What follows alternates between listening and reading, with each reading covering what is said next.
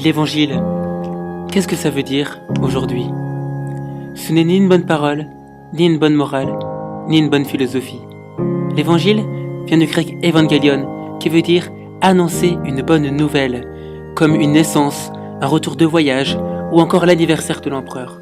Mais surtout, l'Évangile désigne la victoire de l'empereur sur l'ennemi. On le déclare alors Seigneur et Sauveur.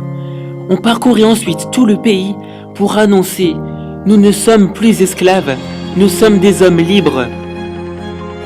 De même, pour les chrétiens, l'Évangile n'est pas un livre, mais il est une bonne nouvelle. Cette nouvelle, c'est l'histoire d'un homme venu sur terre il y a 2000 ans. Un homme qui a appelé des disciples avec lui, qui a accompli des miracles, mais qui a annoncé également sa souffrance. Il a été humilié, il a été crucifié, il a été mis à mort, mais le troisième jour, il est ressuscité. Saint Paul est l'un des premiers à répandre cet évangile, qui est pour lui puissance de Dieu. Pour lui, la bonne nouvelle, c'est cette mort et cette résurrection du Christ, qui est le salut pour quiconque croit. Marc est le premier à écrire l'histoire de cet homme. Pour lui, la question est de savoir qui est Jésus.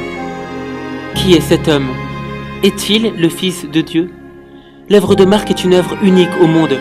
C'est le premier évangile à avoir été écrit dans l'histoire. C'est aussi l'évangile le plus court et celui qui a servi de référence pour celui de Matthieu et de Luc. Mais ce livre n'est pas un livre d'histoire, c'est un livre pour aujourd'hui.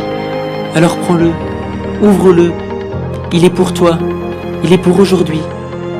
Une question t'est posée. Pour toi, qui suis-je? Pour toi, il y a dans l'Évangile une bonne nouvelle.